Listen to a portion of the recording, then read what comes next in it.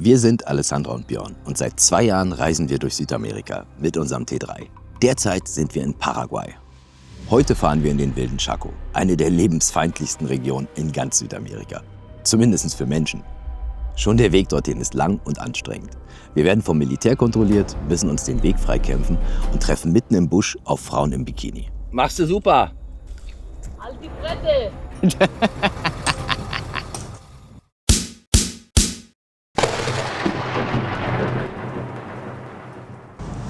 Wir befinden uns in Asunción und vor uns liegen 460 Kilometer bis Philadelphia im Chaco.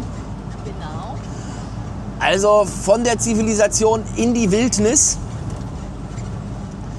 Und in dem Video hier könnt ihr uns begleiten auf der gesamten Strecke, damit ihr mal seht, wie sich das hier verändert.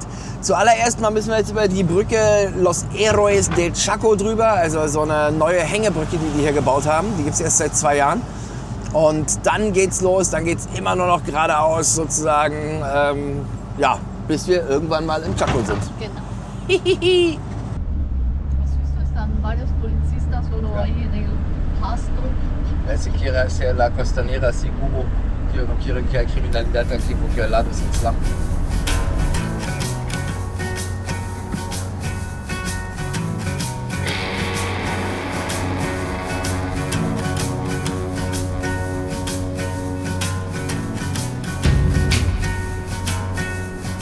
Also ohne diese Brücke bräuchte man auch weitaus länger, wenn man eine riesen Runde fahren muss nach Asunción.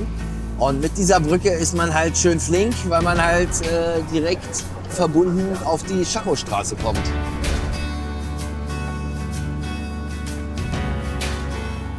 Die Chaco-Brücke kostet halt extra Maut. Und wir sind einmal, also uns, nicht einmal, sondern wir haben uns einmal, zweimal verfahren und sind dann zweimal über die Brücke rüber und mussten zweimal nochmal Maut zahlen, weil wir die Brücke ja zweimal benutzt haben. Und es war jedes Mal falsch. Ich glaube 10.000, ja, irgendwas 10.000 Guarani, wenn ich mich recht entsinne. Vielleicht ist es auch teurer geworden, aber 10.000 sind so 1,30 Euro, also nicht wirklich teuer. 430 Kilometer, also 4 Stunden, 4,5 Stunden, sagt die Uhr. Mal gucken, ob wir es heute noch schaffen. Wenn die Zeit stimmt, dann schaffen wir das auch. Aber es hat ja den ganzen Tag so unglaublich geregnet. Jetzt super, jetzt fahren wir auf Asphalt und keine Senke, nichts überspült. Aber mal schauen, ob wir es schaffen. Also wäre cool, wenn wir es heute schon schaffen. Morgen sind wir verabredet mit Freunden in Philadelphia. Und naja, das wäre natürlich klasse, wenn wir heute schon ankommen und dann einfach noch eine Nacht Ruhe haben, als wenn wir da morgen ankommen und völlig im Arsch sind. So, dann drückt uns mal die Daumen her.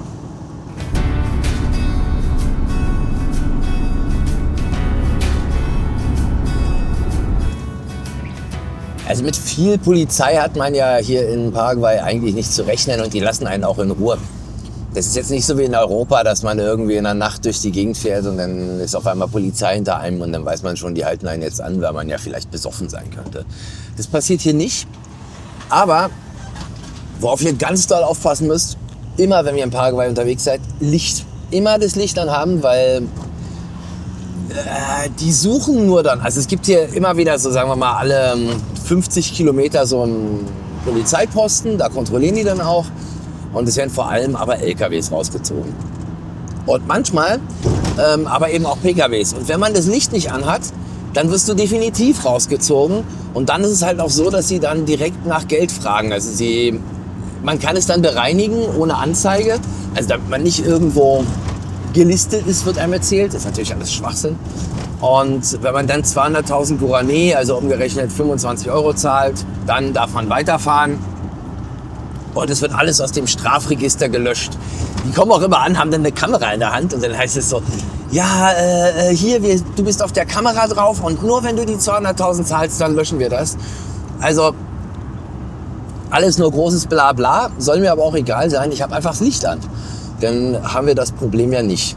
Kontrollieren ist auch immer schön, weil gerade wenn man eine Pause gemacht hat, hält einfach an, trinkt was oder isst was oder guckt was am Handy und fährt dann wieder los. Und wenn man derzeit das Licht ausgemacht hat, dann ist es meistens genau der Augenblick, wo man erwischt wird.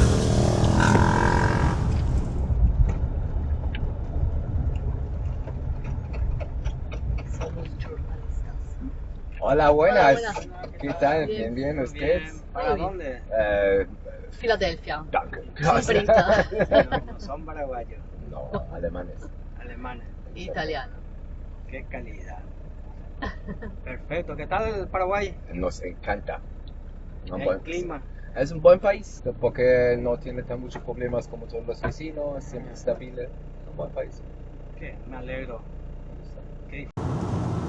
Da wollte ich ja eigentlich mir noch so Fleischspieße holen, bevor es in Chaco geht. Die kriegt man ja an jeder Ecke eigentlich zu kaufen. Also dann gibt es immer halt so einen Grill, den siehst du dann schon von Weitem, dann ist da Feuer und dann gibt es dort Fleischspieße. Lange Rede, kurzer Sinn, warum ist das so? Seit ungefähr 4 Monaten mache ich ja auf keine Kohlenhydrate und dementsprechend viel Fleisch und Gemüse. Und weil man Fastfood eigentlich immer nur so einen Schrott kriegt, also Kohlenhydrate, Patty, Hotdogs, Empanadas, ist ja alles mit diesem beschissenen Mehl voll, esse ich halt in Paraguay nur Fleischspieße. Hier in Südamerika ist es ja so gang und gäbe, dass man halt immer diese Spießchen kriegt. Da ist meinetwegen in Peru war da Herz drauf. Hier gibt es Schwein und Rind. Und dann habe ich einfach, esse ich den Maniok nicht mit und dann habe ich generell ja schon keine Kohlenhydrate gegessen. Fantastisch. So, aber jetzt hat es den ganzen Tag geregnet.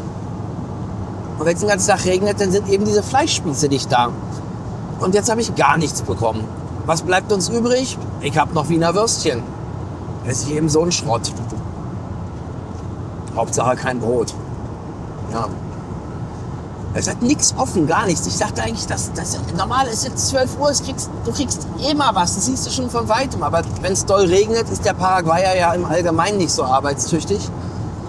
Ja, und dann gab es halt heute nichts.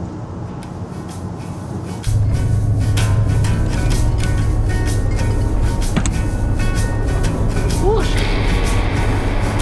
Cool, danke.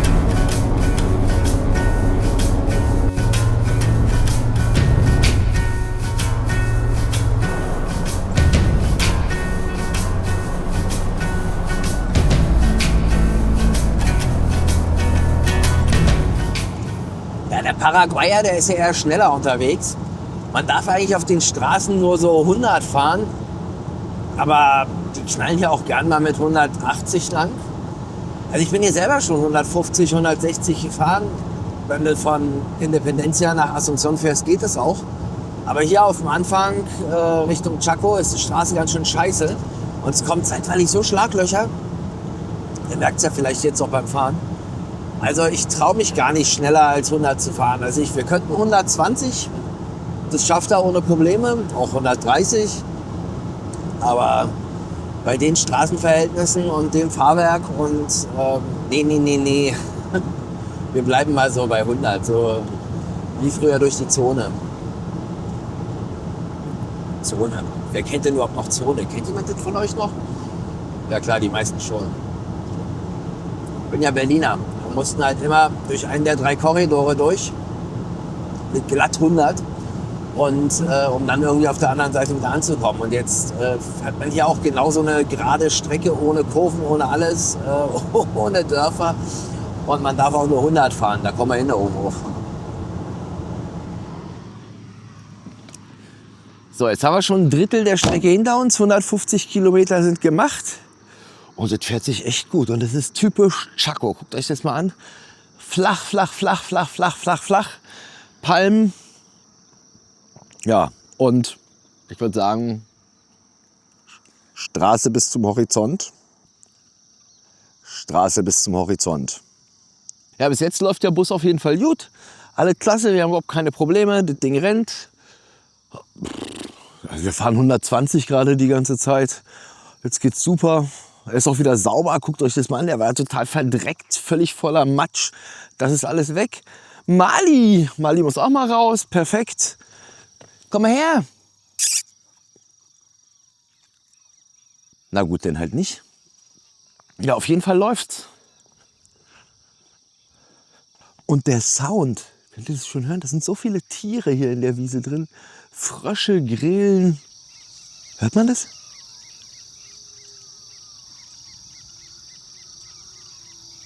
Also unglaublich. Ja, meinst du, wir schaffen das heute noch? Vielleicht ja, vielleicht nicht. Wir versuchen es, oder? Ja, klar. Gut. Es sind jetzt noch 350, 320 Kilometer. Das müssen wir doch schaffen, echt. Wir sind ja jetzt schon lange oder öfter im Chaco gewesen. Also wir haben schon viel Zeit da verbracht und schon oft nach Wild gesucht. Und ich habe ja auch schon mal einen gesehen. Also ich habe schon mal den Schwanz von einem Ameisenbären gesehen, als der sozusagen im Gebüsch verschwunden ist. Aber wir haben den noch nie wirklich live filmen können und wirklich sehen können. Und jetzt sehen wir hier ein Schild nach dem anderen auf der Straße sozusagen, Achtung Ameisenbären. Ja, und das Traurige ist, wir haben jetzt auch schon 2 tote Ameisenbären gesehen, die halt von den Autos totgefahren worden sind. Aber lebendig haben wir noch keinen gesehen. Ich hoffe, dass es diesmal klappt. Ich möchte endlich mal so einen Ameisenbären filmen. Wie hieß denn dieser lila Ameisenbär damals? Es gab doch mal so einen lila Ameisenbär von Warner Brothers, glaube ich. Muss mal raussuchen. Weiß aber nicht mehr, wie der heißt.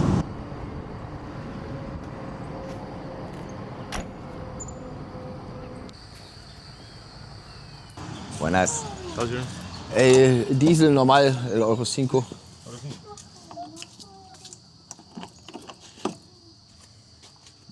Ja, por favor. ¿Puedo pagar con la tarjeta? Sí. Perfekt. Mejor antes preguntar. So, es wird jetzt auch mal Zeit, dass wir tanken, weil die Abstände sind hier so groß. Lieber ein bisschen vorher tanken als später.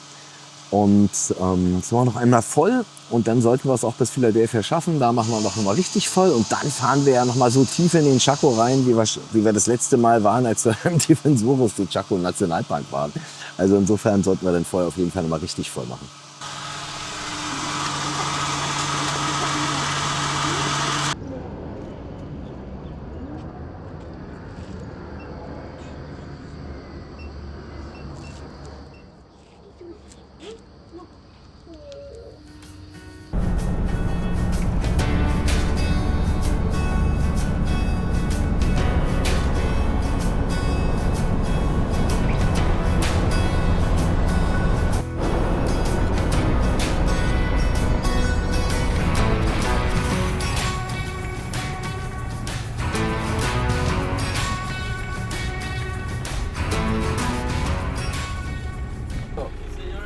Buen día, hasta luego.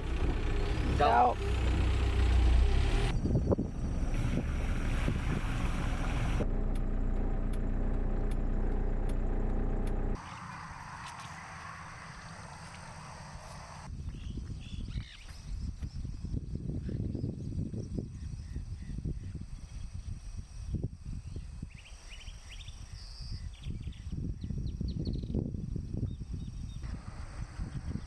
Da ist erstmal nötig ein Kaffee. Hey, halte ich überhaupt nicht weiter aus. Ich bin sowas von müde durch die ganze Fahrerei. Und wir haben so einen richtig tollen Kaffee. Kommt mal mit rein hier. Wir haben so einen richtig tollen, mega geilen Kaffee gekauft in Independencia. Das macht eine Frau dort, die röstet den. Und der ist richtig, richtig gut. Also ich würde ja fast sagen, dass es mit der beste Kaffee ist, den wir hier in Südamerika bisher getrunken haben. Also ganz toll. Kaffeepause, dann noch was essen und dann haben wir noch 100 Kilometer auf dem Ticker. Also wir haben schon mehr als 2/3 geschafft. Das ist super. Und ich glaube, wir schaffen das. Ich glaube, wir schaffen das. Wir kommen heute an. Juhu!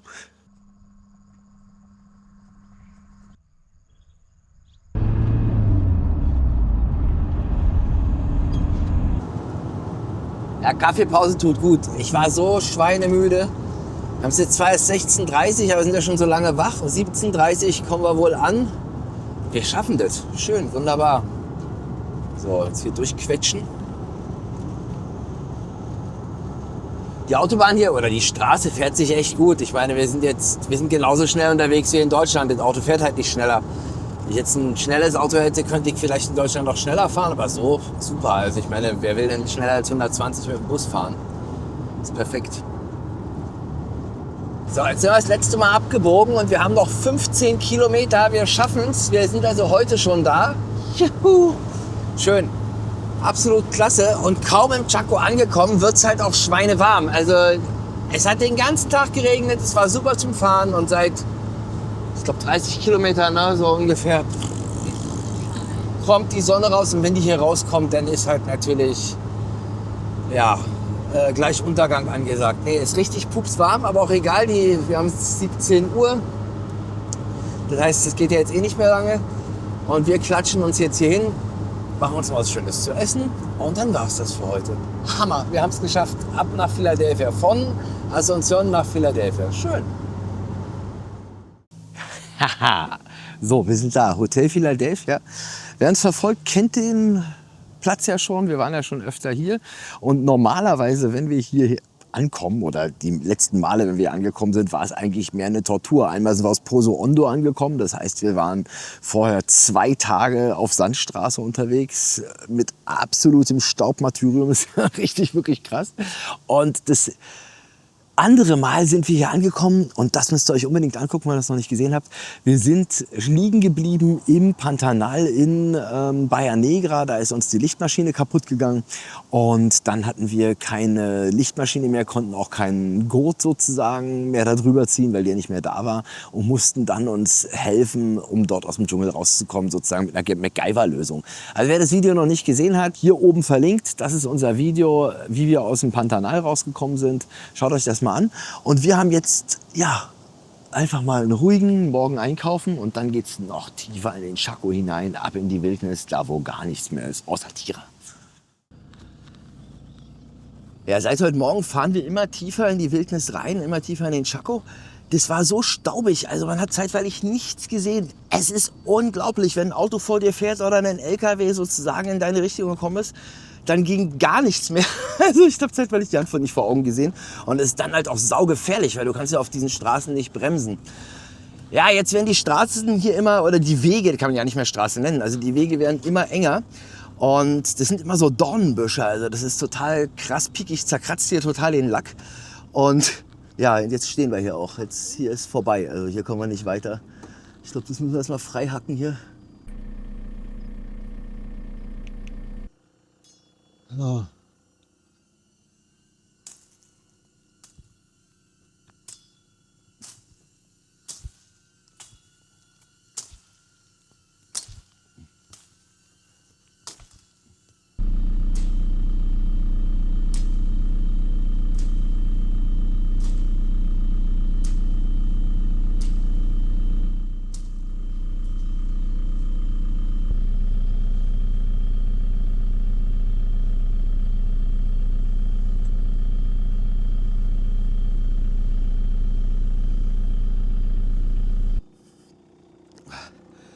Fahr du besser.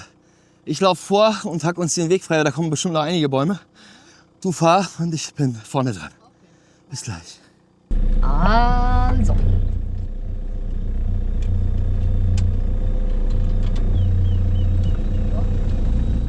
So, auf geht's.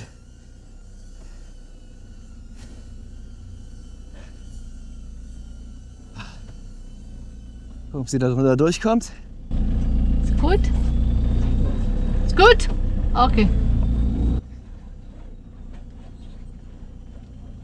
Ein bisschen Kratz, aber nicht schlimm. Oh, Palo Bordacho. Ich liebe diese Pflanzen. Okay, egal.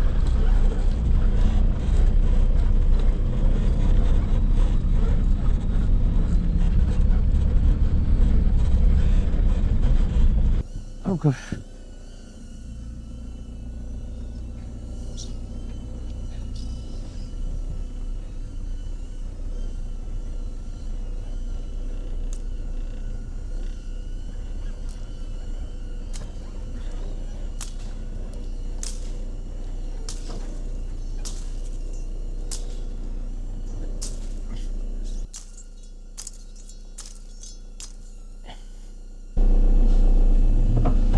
Oh mein Gott.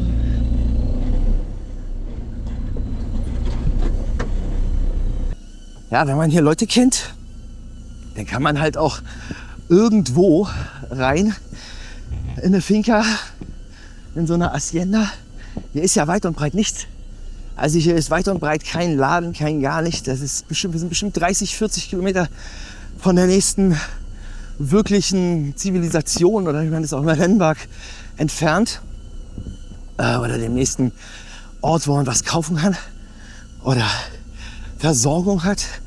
Aber genau das suchen wir ja. Wir sind halt mitten im Busch. Aber mit dem Vorteil, dass um einen herum eine Hacienda ist. Das heißt, es gibt Wasser. Und Wasser ist ja so unglaublich wichtig hier. Wenn du hier kein Wasser hast, dann ist der darin schon begrenzt, wann Trinkwasser alle ist. Und wir haben jetzt auf jeden Fall schon, erstens haben wir noch Wasser und zweitens haben wir hier was richtig Geiles. Ihr könnt euch gar nicht vorstellen, was wir für ein Glück haben. Wir sind an einem Ort, wo wir nicht nur verweilen können, sondern, wie soll ich sagen, 5-Sterne-Hotel Chaco, ne?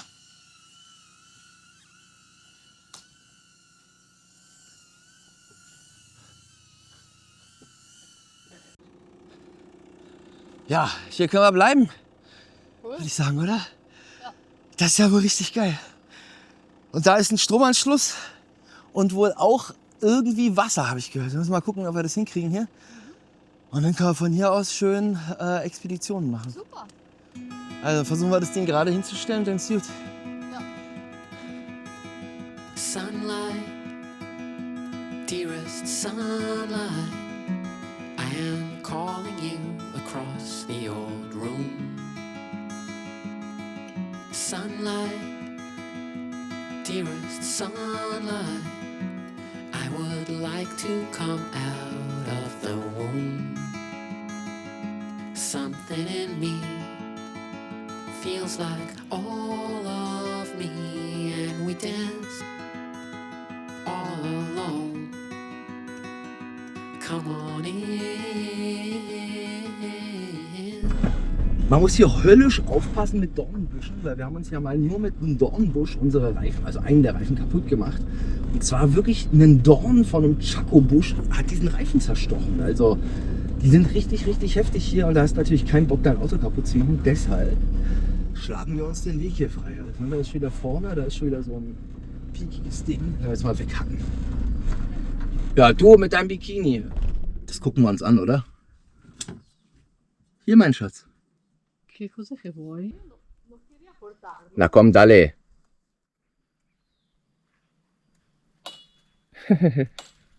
Im Bikini.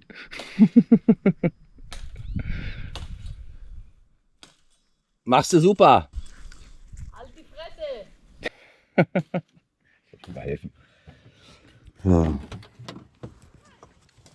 So kann das ja nicht sein. Hey, lass mich da mal schlagen. Weg!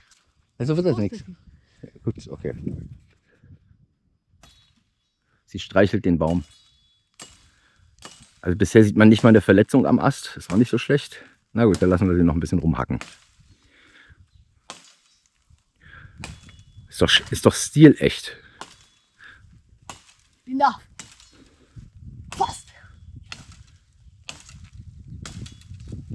Ja, guckt euch das an. Guckt euch das an. Unglaublich. Frau im Bikini schlägt Baum. So, soll ich mal probieren? Darf ich mal probieren? Achso, du willst den erst. Okay. Wenn die sich was in den Kopf gesetzt hat, macht es überhaupt gar keinen Sinn, weiterzureden. Dann lassen wir sie jetzt einfach mal eine Weile schlagen. Wir machen uns einen Kaffee in der Partei. Irgendwann hat sie einen schlappen Arm und dann lässt sie mich das machen. Kann ich? Also ich warte mal, ich muss die Wunde an dem Baum filmen, die du bisher erzeugt hast. Hier da, das ist diese Wunde, die der Baum bisher hat. Also wir sehen schon, es sind einige Schnitte da. Gut, weiter geht's.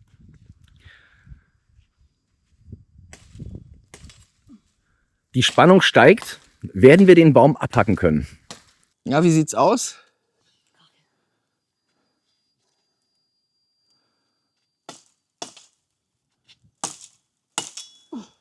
Also die Technik ist nicht die beste. Was muss ich machen? Guck mal, du musst hacken und schneiden. Also, ja. Also es muss.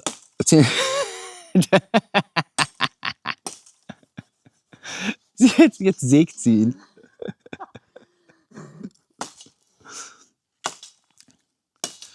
Ja, das Lustige ist ja, die Kraft lässt natürlich nach. Und mittlerweile ist es wirklich nur noch so ein Tipp, Tipp, Tipp. Aber egal, ich mache jetzt wirklich einen Kaffee. Warte einfach mal die Zeit, bis sie fertig ist hier. Ich darf. Hier, nimm die Kamera. Jetzt gucken wir doch mal hier.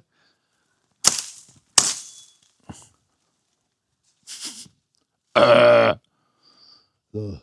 ja, nochmal. Grazie, ist tutto finito, capace también. So, Basta. hier nochmal. Vai, ist gut, ist gut, ist gut. So, Vai. wunderbar. Jetzt noch da drinnen. Und guckt mal hier. Wir haben so ein, wie soll man sagen, ein Unterschlupf hier in der Wildnis. Und wo das genau ist und was wir hier genau machen, das erzählen wir euch vielleicht später noch am Ende des Videos. Jetzt kommen wir erstmal an. So, Motorrad weg und dieses Kreuz weg. Okay. So.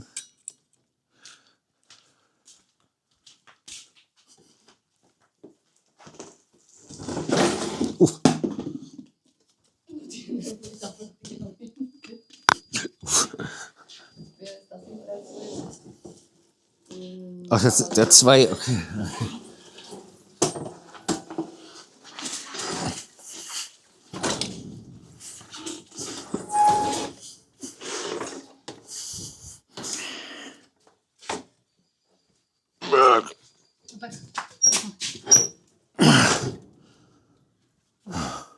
Also was ihr hier seht, das sind die Nester von Blattschneiderameisen oder die Höhlen oder wie auch immer man das nennt. Und die haben jetzt nur gerade Pause, weil wenn die Action machen, dann haben die immer so wie so eine Autobahn sozusagen und da rennen die dann alle mit ihren Blättern auf dem Rücken, also mit dem Laub, was sie abschneiden, dann eben in ihre Höhle zurück. Und das machen die, ich weiß nicht, ob ihr das wisst, aber das machen die, weil die Blätter gar nicht essen, sondern die kultivieren unter der Erde einen Pilz. Und dieser Pilz, der ist dann am Ende dafür da, ich glaube, Zucker auszuscheiden oder irgendeine Glucose. Und davon leben die Blattschneiderameisen. Also die machen sozusagen Felderwirtschaft. Das ist total cool. So, aber wir müssen jetzt leider hier so ein bisschen durchfahren. Ich denke, so ganz glücklich werden die darüber nicht sein.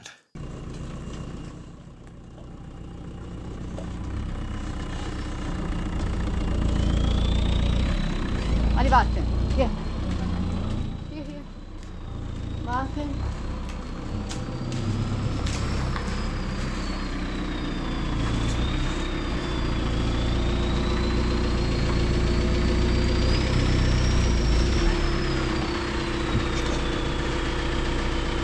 Ah, fuck. Mann, was für ein heißer Tag doch. Wir haben gar nicht gedacht, dass es nochmal so warm wird. Wir sind extra so spät erst oder so spät von der Jahreszeit erst hierher gefahren. Aber das ist immer noch richtig warm. So, jetzt gibt es erstmal zu essen. Es gibt Fisch in der Wüste. Auch wieder geil, Mennofisch. Also wir bringen den Fisch in den Chaco zurück. Also es sei denn, die stellen den Fisch woanders her. Aber Mennofisch, die Mennoniten sind ja hier. Gehen wir schwer davon aus, dass wir einfach mal den Fisch aus dem Chaco in den Chaco transportiert haben. Gut, egal. So, jetzt mal kurz zu dem Haus. Ich habe es ja schon angekündigt. Ihr seht, wir stehen unterm Dach. Das ist hier auch nötig, weil sonst kannst du in dieses Auto nicht reingehen. Und dafür sind wir mehr als dankbar, dass wir hier stehen können. Das ist ein richtig schöner Ort. Ja, und das Haus gehört zwei ganz besonderen Menschen, die wir ja schon angekündigt haben, das ein oder andere Mal in unseren Videos. Und die wir in der nächsten Episode besuchen werden. So, und da freuen wir uns total drauf. Also all das, was ihr hier seht, ist schon der Anfang. Also wir sind schon auf deren Finca sozusagen, auf deren Estancia. Aber die ist sehr, sehr groß und die hat auch sehr viel Wildbestand, Urwald noch. Und also deswegen gibt es hier halt auch noch so ja, viel Wildleben. Das ist halt wirklich noch wilder Chaco. Aber all das kommt in der nächsten Woche. Wir sind fertig. Wir machen jetzt gar nichts mehr. Wir machen uns jetzt, wie gesagt, Fisch mit Salat. Und dann war es das für heute. So, und wir sehen uns dann in der nächsten Woche. Da freuen wir uns sehr drauf und freuen uns auch, wenn ihr wieder dabei seid. So, und für heute ist Schluss. Bis zum nächsten Mal. Ciao!